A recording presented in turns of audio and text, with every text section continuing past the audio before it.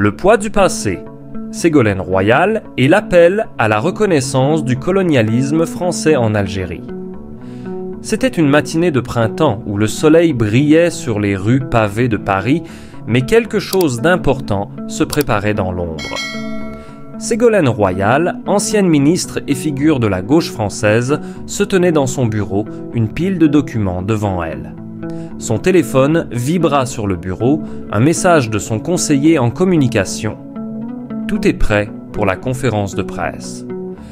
Elle avait pris cette décision il y a des mois, après des semaines de réflexion et de discussion avec des historiens, des journalistes et des membres du gouvernement. Mais aujourd'hui, le moment était enfin arrivé. Elle allait faire une déclaration qui allait secouer le pays et rouvrir une plaie vieille de plusieurs décennies. Ségolène Royal avait toujours eu un sens aigu de la justice. Son combat pour l'environnement, ses prises de position fermes pour l'égalité sociale et son engagement politique avaient fait d'elle une figure incontournable de la vie politique française.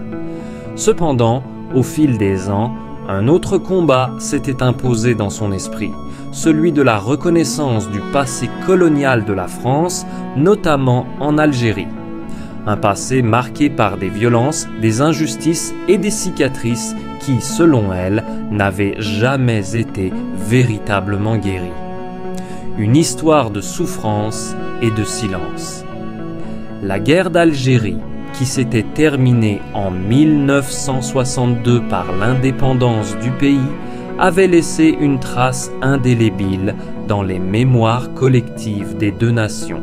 En France, il y avait ceux qui ne voulaient toujours pas évoquer le passé colonial pour ne pas rouvrir des plaies, comme ils disaient. En Algérie, la douleur était plus palpable, exacerbée par les décennies d'oubli ou de déni. Des familles entières avaient été déplacées, des innocents tués, des vies détruites, et pourtant, la France n'avait jamais officiellement reconnu l'ampleur de ces souffrances. Ségolène Royal savait que son appel à la reconnaissance officielle du colonialisme français en Algérie serait un sujet hautement sensible, mais elle estimait que c'était un impératif moral. La France devait faire face à son histoire sans phare ni déni. Elle se souvint des conversations qu'elle avait eues avec des membres de la diaspora algérienne, des survivants, des anciens combattants, des historiens, qui lui avaient tous dit la même chose, il est temps de reconnaître ce passé. Le moment de vérité. Le jour de la conférence de presse arriva. Ségolène Royal se tenait face à une salle remplie de journalistes. La lumière des caméras illuminait son visage, mais c'était la fermeté dans sa voix qui allait retenir l'attention de tous. D'une voix calme, mais empreinte de détermination, elle entama son discours. La France, mon pays, doit enfin faire face à son passé colonial en Algérie. Il est temps de reconnaître les souffrances infligées, les injustices commises et de réparer autant que possible les torts du passé. Elle fit une pause, mesurant l'impact de ces mots. Les journalistes se penchaient en avant, certains griffonnant sur leurs bloc-notes, d'autres fixant son visage avec une attention particulière. Depuis trop longtemps, la France vit dans le déni de son passé colonial. Trop longtemps, nous avons évité de parler des crimes commis pendant la guerre d'Algérie, des tortures infligées, des massacres, des déplacements de population. Il est de notre devoir de dire la vérité. La guerre d'Algérie, un sujet tabou. Les images défilèrent dans l'esprit de Ségolène Royal. Des scènes de violence, des Algériens battus, les cris, les silences forcés. Elle savait que les atrocités de cette guerre étaient encore un tabou en France. Mais c'était une guerre qui n'avait pas seulement affecté les Algériens. Elle avait laissé des marques profondes sur la société française aussi.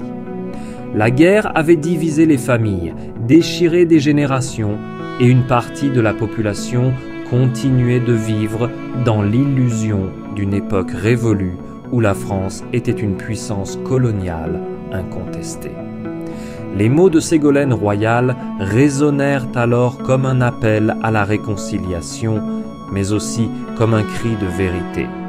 Nous devons regarder notre passé en face, pour réparer les blessures du présent, pour permettre aux générations futures de se libérer du poids du silence. La réponse d'une nation divisée. La déclaration de Ségolène Royal ne tarda pas à provoquer une réaction immédiate. Dans les jours qui suivirent, les débats s'intensifièrent en France. De nombreux politiciens, notamment de droite, s'opposèrent fermement à l'idée de revenir sur cette page de l'histoire. Ils craignaient qu'une telle reconnaissance ne ravive des tensions inutiles et fragilise la relation entre la France et l'Algérie. Pourtant, certains, comme le journaliste et historien Jean-Louis Debré, soutinrent le discours de Ségolène Royal. Nous ne pouvons pas tourner la page si nous ne faisons paix face à ce qui s'est passé. Les voix de ceux qui soutenaient la reconnaissance du passé colonial se firent entendre plus fort. C'est une question de dignité humaine, disait l'un d'entre eux. Un geste symbolique mais nécessaire. En Algérie, la réception fut plus nuancée. Le gouvernement algérien, qui avait longtemps réclamé cette reconnaissance, salua la démarche. C'est un pas vers la vérité, déclarèrent plusieurs ministres algériens. Mais pour beaucoup, la reconnaissance n'était qu'un premier pas, et les attentes restaient grandes. Des réparations, des excuses plus formelles, des actions concrètes pour apaiser les souffrances du passé étaient encore attendues. Ségolène Royal savait que son appel ne serait que le début d'un long processus, mais elle espérait que cela permettrait de briser le silence qui entourait cette période douloureuse. La réconciliation n'est pas une question de temps, mais de courage, dit-elle lors d'une interview. L'avenir incertain. Les semaines passèrent, mais le débat ne s'éteignit pas. Au contraire, il s'intensifia. Des manifestations furent organisées, des pétitions circulèrent. Certains jeunes Français, descendants de Pieds-de-Noirs ou d'Algériens, se mirent à revendiquer cette reconnaissance, convaincus que seule une prise de conscience collective pourrait permettre de réparer les blessures. Mais à mesure que le débat avançait, une question restait en suspens. La France était-elle prête à assumer son passé? Les politiques pouvaient-ils s'unir pour une réconciliation véritable, ou la fracture demeurerait-elle creusée par des décennies de silence et de déni? Ségolène Royal, quant à elle, restait déterminée.